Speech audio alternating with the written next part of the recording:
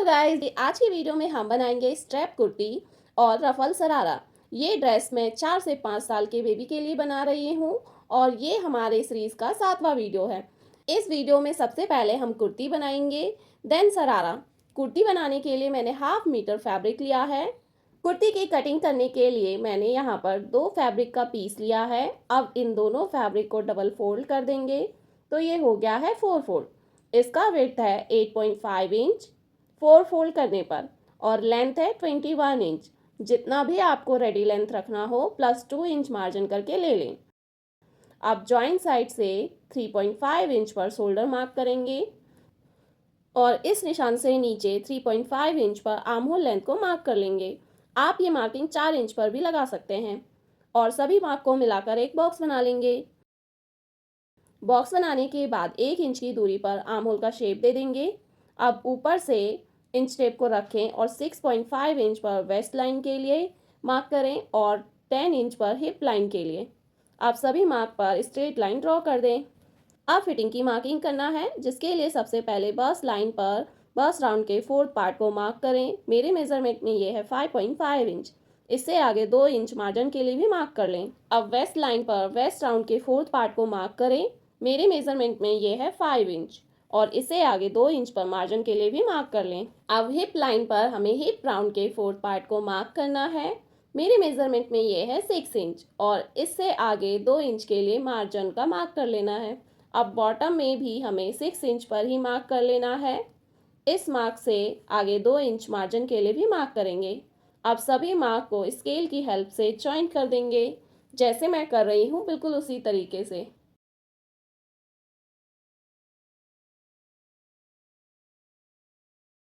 इसके बाद अपने रेडी लेंथ +1/2 इंच करके मार्क करें और इस मार्क पर एक स्ट्रेट लाइन ड्रॉ कर दें।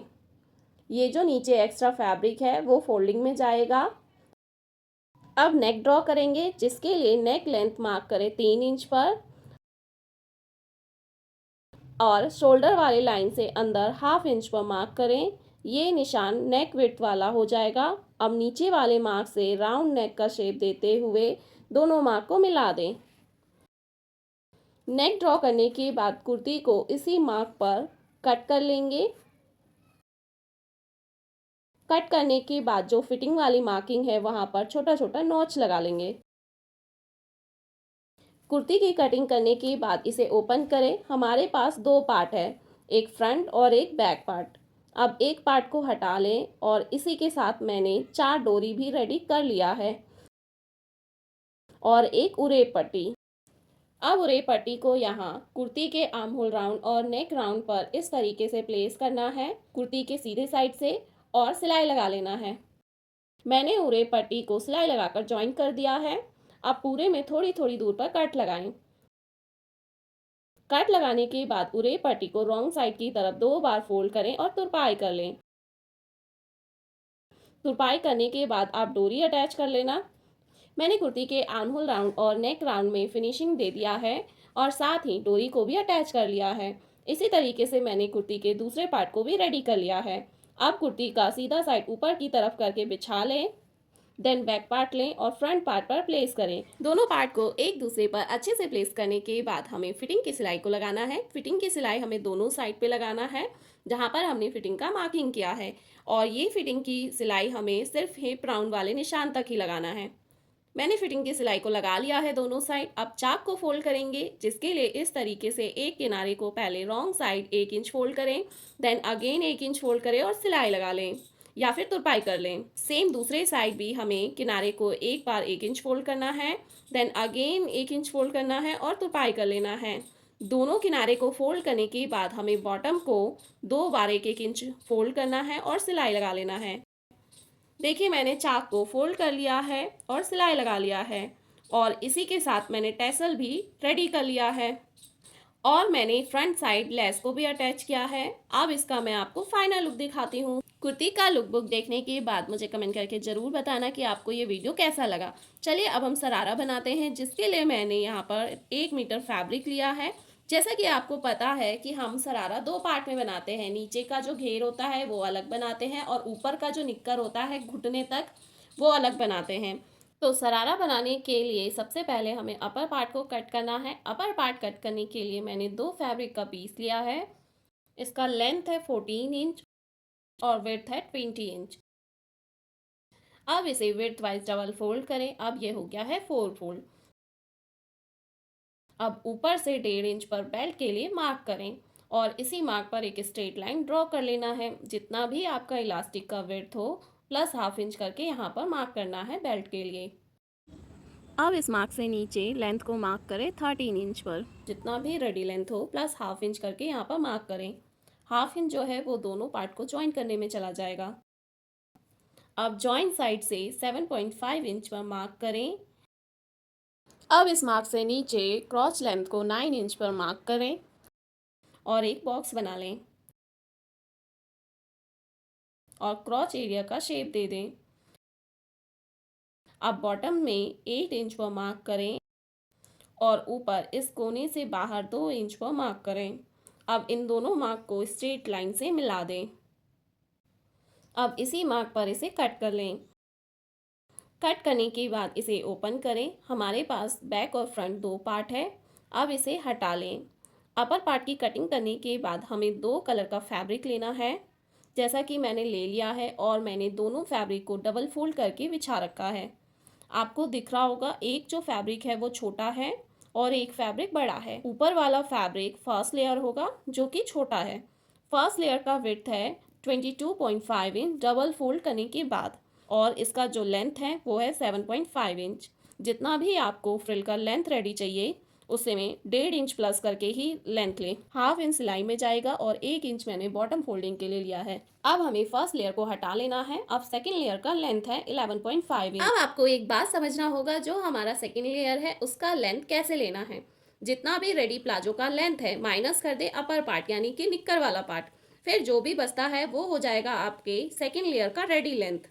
उसमें आप 1.5 इंच प्लस करके सेकंड लेयर का लेंथ ले ले। मैंने सेकंड लेयर का लेंथ लिया है 11.5 इंच और विड्थ है इसका डबल फोल्ड करने पर 22.5 इंच। अब इसे ओपन करें और इस तरीके से छोटा छोटा प्लीट डालते हुए फ्रिल बना लें। सेम तरीके से फर्स्ट लेयर में भी प्लीट डालकर फ्रिल रेडी कर लेंगे और ये जो फ्रिल बना रहे हैं वो हमें निक्कर के बॉटम के बराबर ही रेडी करना है। मैंने फ्रिल बना लिया है। अब इसके बॉटम को भी हाफ इंच 2 बार रॉन्ग साइड की तरफ फोल्ड करें और स्टिच कर लें। मैंने दोनों लेयर के बॉटम को भी फोल्ड कर लिया है। अब सेकेंड लेयर को राइट साइड ऊपर की तरफ करके रखें। फिर फर्स्ट लेयर इस तरीके से यहाँ सेकेंड लेयर पर प्लेस करें। फर्स्ट लेयर का सीधा साइड भी ऊपर की तरफ है।